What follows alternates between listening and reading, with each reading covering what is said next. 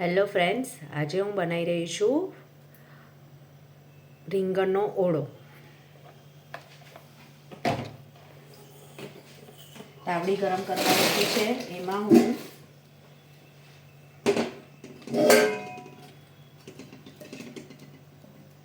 એક ચમચો મોટો, બીજો ચમચો, 3 ટેબલ સ્પૂન તેલ રેડીશ. તેલ નાખીને પછી એને ગરમ થવા દઈશ. એમાં હું થોડી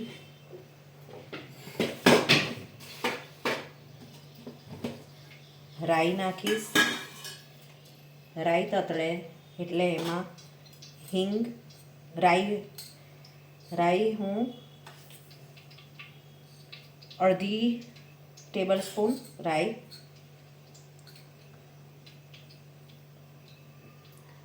અડધી ટીસ્પૂન હિંગ, અને તતળવાનો અવાજ આવે એટલે ત્યાર પછી હું હળદર નાખીશ.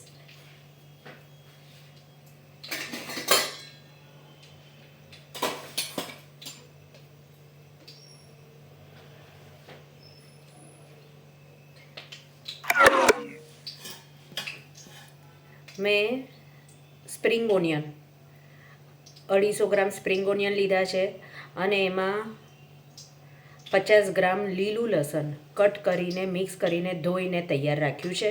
હવે સૌથી પહેલાં આપણે આ વઘારમાં તતડવાનો અવાજ આવ્યો છે એટલે હું 1 ટીસ્પૂન હળદર નાખીશ. એમાં હવે હું આ સ્પ્રિંગ ઓનિયન નાખું છું.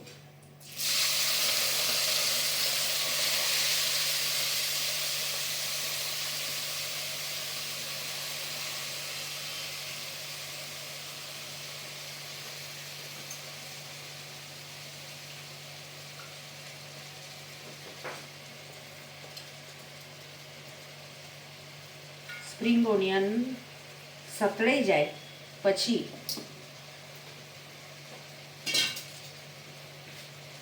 એમાં થોડું મીઠું નાખી દઈશું, સ્વાદ અનુસાર. 1 ટીસ્પૂન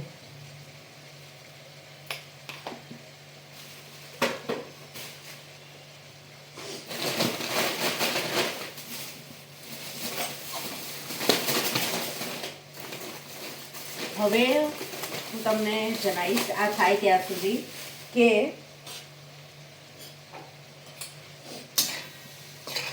રીંગણને શું કરવાનું. સૌથી પહેલાં 1 કિલો રીંગણ લીધા છે. એ 1 કિલો રીંગણને મેં તેલ લગાવીને એમાં ચપ્પુથી 3-4 કાના પાડ્યા છે અને એમાં એને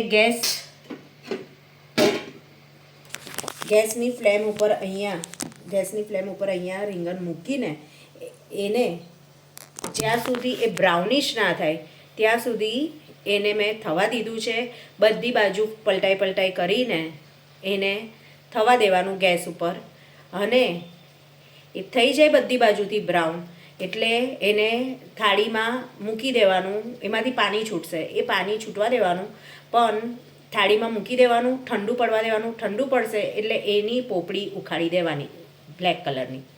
એ બ્લેક કલરની પોપડી તરત જ ઉકળી જશે ઠંડુ પડશે તો.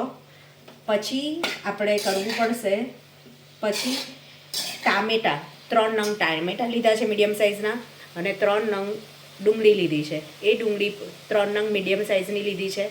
એને પણ તમારે કાચી નાખી દેવી હોય તો કાચી નાખી દેવાય, પણ મેં એને થોડી સ્મોકી ફ્લેવર આવે એટલા માટે એને પણ મેં ગેસના ફ્લેમ ઉપર એને મેં કૂક કરી છે. 5 મિનિટ એને થવા દેવાનું. પછી એને તમે કટ કરીને આ સ્પ્રિંગ ઓનિયન થઈ જશે પછી હું એમાં કૂક કરીશ. પહેલાં હું આ સ્પ્રિંગ ઓનિયનને કૂક થવા દઈશ. સ્પ્રિંગ ઓનિયનમાંથી પાણી બધું જ ઉડી જાય ત્યાં સુધી આપણે એને કૂક કરવાનું છે. પાણીનો ભાગ ના રહેવો જોઈએ. સૌથી વધારે સ્પ્રિંગ ઓનિયનને વાર લાગશે કેમ કે એમાં પાણીનો ભાગ વધારે હોય છે એટલું.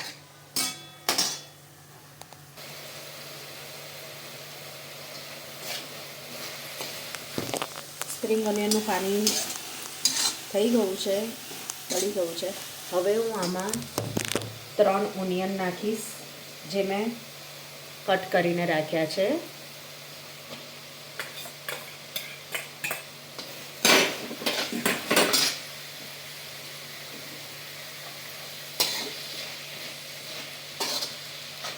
ઓનિયન પૂરતું સોલ્ટ નાખીશ, 1/2 ટીસ્પૂન સોલ્ટ નાખ્યું. હવે એમાં મેં 10 નંગ લીલા મરચાં લીધા છે, 25 ગ્રામ આદુનો ટુકડો લીધો છે અને 10 લસણની કળી લીધી છે. એ બધાને મેં એકસાથે ક્રશ કરી દીધું છે અને હવે હું આમાં એને નાખીશ.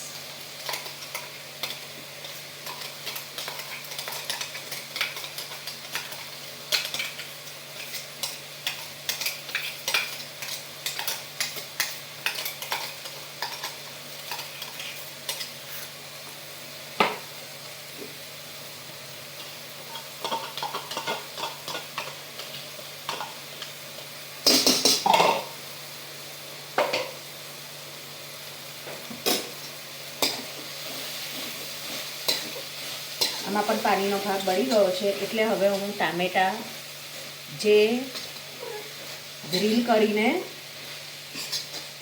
કટ કરેલા છે 3 ટામેટાં હું નાખી દઉં છું.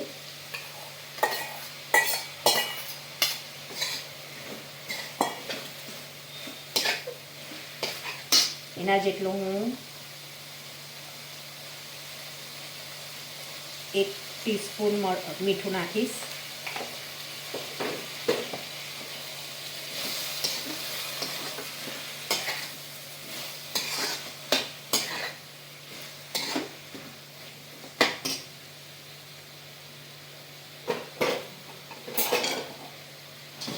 એને ઢાંકીને કૂક થવા દઈએ.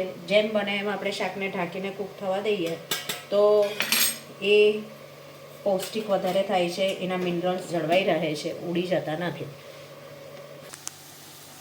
ફ્રેન્ડ્સ, જો કેવું સુંદર લાગે છે ગ્રીન સ્પ્રિંગ ઓનિયન, લસણ, ટામેટાં અને ઓનિયન. હવે આ કૂક થઈ ગયેલું છે.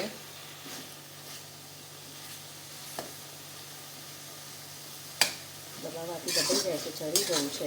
હવે આમાં હું થોડું 1 ચમચી ગ્રીન તો નાખ્યું જ છે, છતાં આપણે 1 ચમચી લાલ મરચું નાખીશું, 1 ચમચી ધાણા જીરું નાખીશું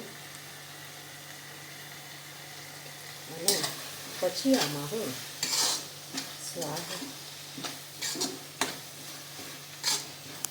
એકદમ સ્પાઈસી સરસ સૂંઘી લાગે, એકદમ સ્પાઈસી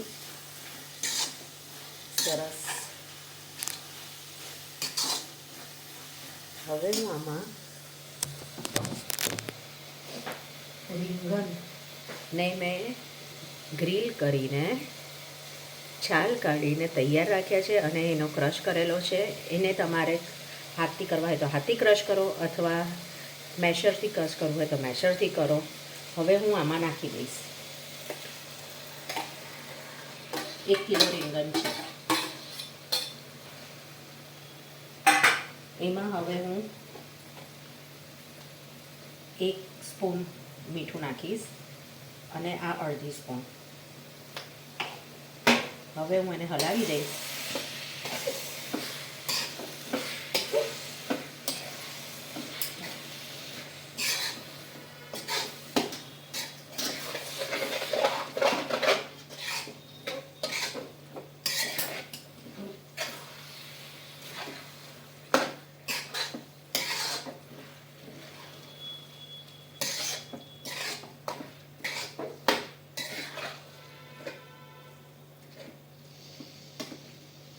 થોડું એને કૂક થવા દઈશું એટલે મિક્સ થઈ જાય એટલા માટે. બાકી બધી વસ્તુ આપણે બાફી દીધી, બફાઈ ગઈ છે, ગ્રીલ થઈ ગયેલી છે, સતળાઈ ગયેલી છે, એટલે કાચું કશી જ વસ્તુ નથી. પણ આને મિક્સ થઈને એકબીજામાં એકરસ કરવા માટે થોડું આને 2 મિનિટ જેવું ચડવા દઈશું.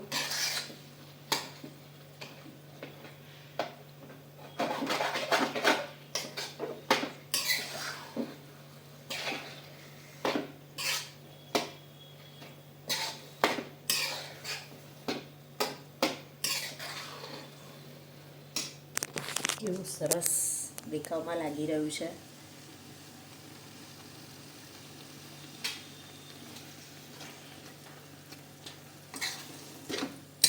છે ને એકદમ સુંદર.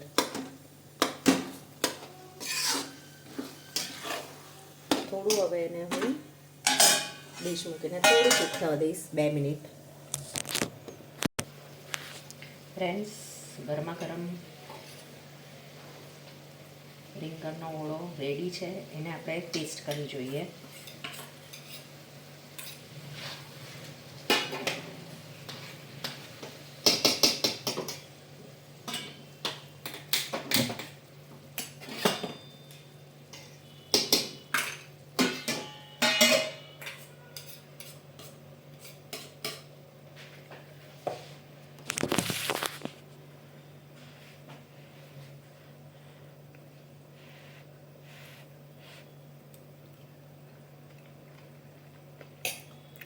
સચ્ચીમાં બહુ જ યમ્મી છે. આને બાજરીના રોટલા જોડે બનાવીને ખાઈએ તો બહુ જ સરસ લાગે. એ રેસીપી બાજરીના રોટલા કેવી રીતે કરવાના હું ફરીથી બતાવીશ. ગમે તો લાઈક કરજો, સબસ્ક્રાઈબ કરજો. હવે બીજા સરસ સિમ્પલ જમવાના વિડીયો સાથે હું ફરીથી આવીશ. Thank you.